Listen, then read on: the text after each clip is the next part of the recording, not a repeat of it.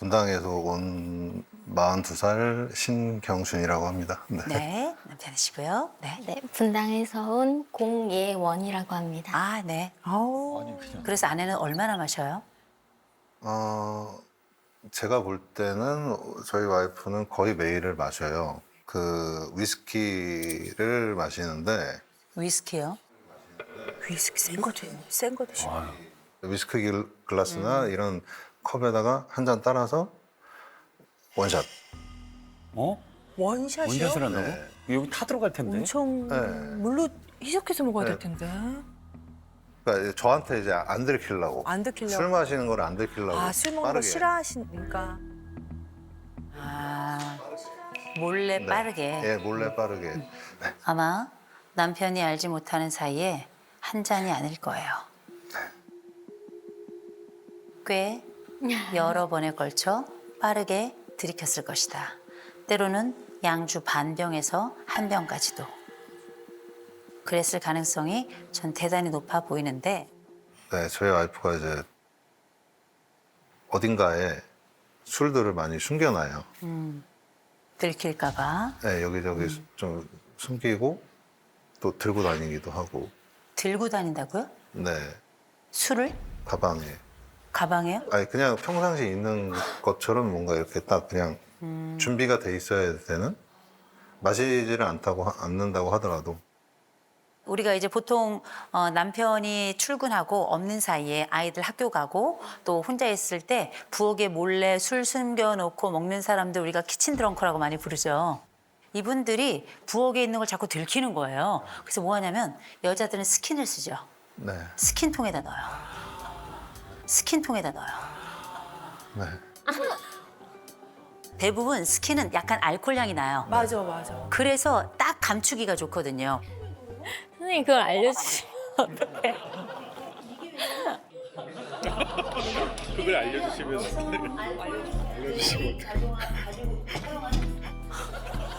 이게 왜냐면 여성 알코올 중독자들이 사용하는 아주 전형적인 방법이라서 그래요. 알코올과 관련된 부분을 이렇게 숨기는 거거든요. 그러니까 제가 이렇게 생각하는 이유가 그 응급실에 간 적이 있었어요, 몇 번. 왜요? 병원에서는 이제 알코올로 인한 금단이 오면서 발작이 온다고 하더라고요. 알코올 금단 발작이요. 네. 그때 와이프가 서 있다가 갑자기 발작이 와서 뒤로 넘어가면서 부딪혀가지고 네네. 이게 확 다치셨었어요. 어딘가에 부딪혀가지고 세상에. 어, 내 사진도 찍고 MRI도 찍고 검사 다 했는데 네. 내 사진을 보시고는 선생님이 굉장히 심각한 상태입니다. 심각한 라고. 상태. 네. 뇌가 많이 쪼그라들었다. 네, 7, 80대 노인의 뇌가 돼 있다고 그래가지고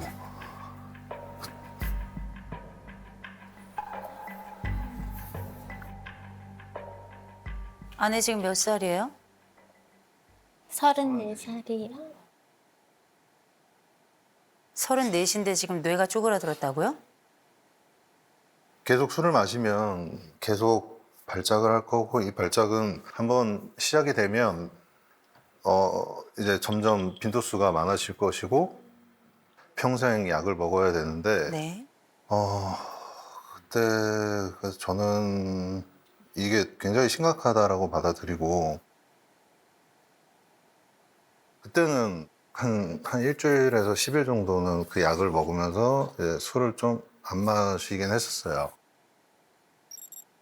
일주일에서 네. 네. 근데 그러면은 자기는 술을 이제 앞으로 평생 마실 수 없는 것이냐. 그 자기는 그게 유일한 즐거움인데. 즐거움인데. 네. 그럼 나는 어떻게 사냐. 나 죽으라는 거냐.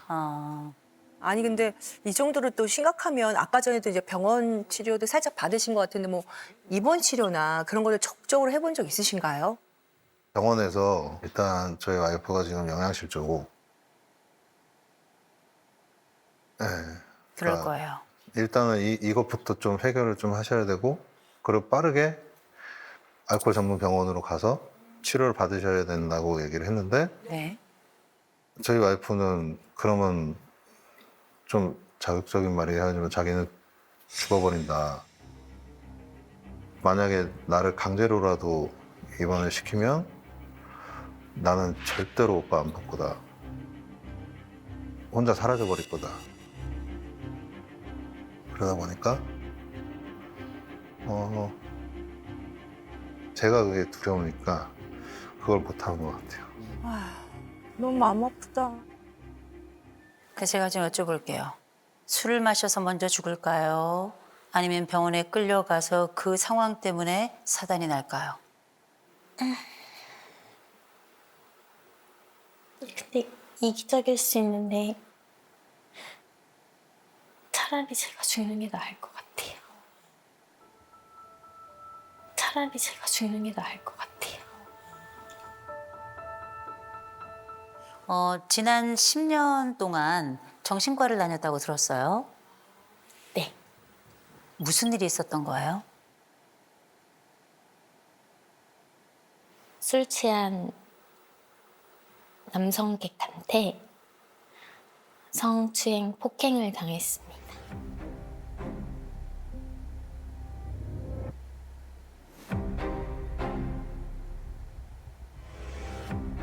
형편없는 남자가 와서 나를 성추행하고 그리고 나에게 폭행을 가했다는 거죠. 네. 근데 그때는 제가 버틸 수 있을 거라고 생각을 했어요. 네. 그래서 누군가에게 얘기를 안 했고 어린 나이에.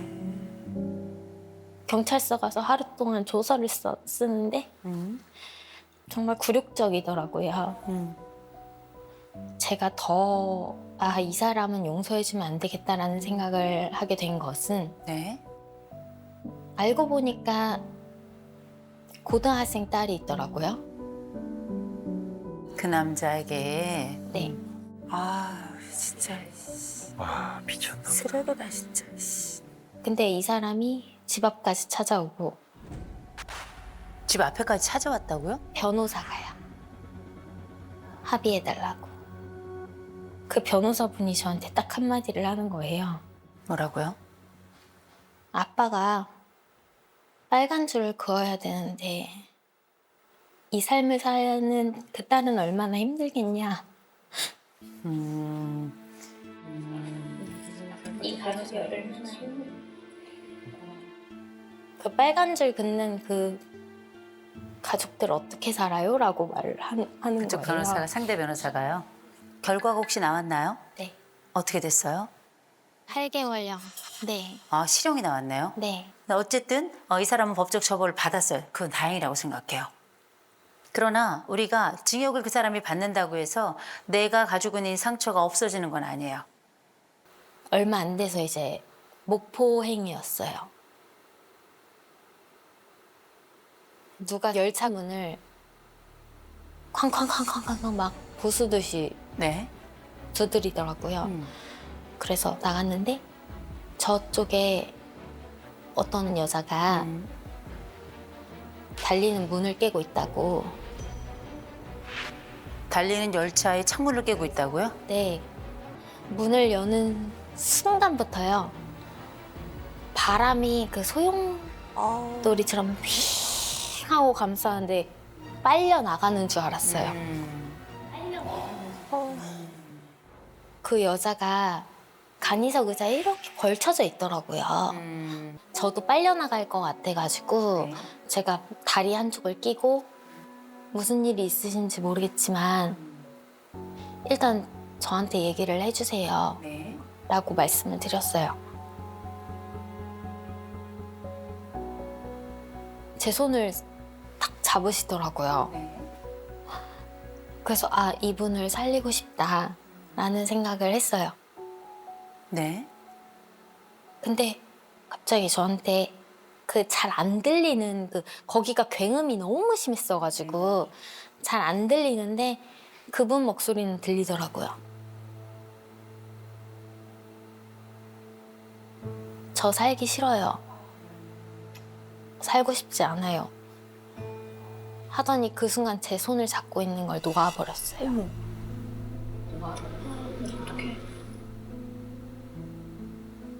혹시 바깥으로 나갔다는 튕겨 나갔다는 얘기인가요? 네. 제 손을 잡고 살기 싫어요라고 하는 순간 놓고 신발 한 짝만 놓고 나가셨어요.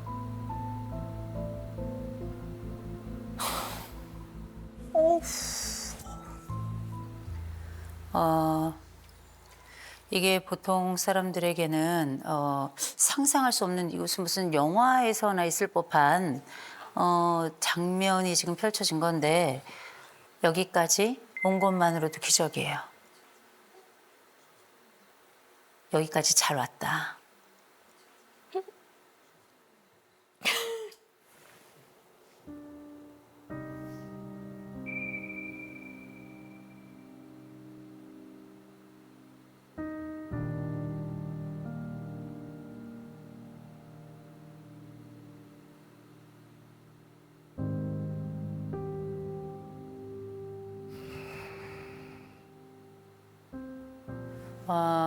보세요. 남들은 상상하지도 못할 일들, 한 번 일어날까 말까 한 일들이 한꺼번에 벌어졌어요. 이건 사람이, 보통 사람은 살 수가 없는 상황이에요. 이 아내를 얘기를 들어봤더니 내가 술을 끊는 것보다 내가 죽는 게 나아. 이렇게 얘기를 하는데 우리가 보통 술을 마시면 얘기하잖아요. 알코올이 원인이야. 술이 원인이야. 술 때문에 그런 거야. 그런데 때로는 다른 고통을 보여주는 하나의 증상으로 술이 나타나는 경우도 있어요. 그래서 이 여인은 술로 버틴다라는 말이 전 맞다고 생각해요. 그런데 술은 당연히 끊어야 돼요. 알코올 문제가 없는 게 아니에요. 심각해요. 매우 심각해요. 저는 이 부부가 좀 많이 걱정됩니다. 이 여인이 2년 후에도 살아있을까? 끊어야 돼. 자율성하고 연대감 점수가 굉장히 높아요. 자율성은 내가 의지를 가지고 책임을 지는 능력을 얘기하는 게 자율성인데 이 자율성이 딱 잘못하면 내 마음대로예요. 내가 통제하는 거야. 내가 주도하는 거야. 또 하나, 연대감이 또 굉장히 높아요. 남편이 89점, 아내는 26점밖에 안 돼요. 남편 연대감 굉장히 높죠. 우리는 하나야. 우린 묶여 있는 거야. 그래서 그런가 남편은 말입니다. 문장 완성 검사해보죠. 처음부터 끝까지 다 아내예요. 문장 모든 순서에 아내 이름이 빠짐없이 빼곡히 나와요.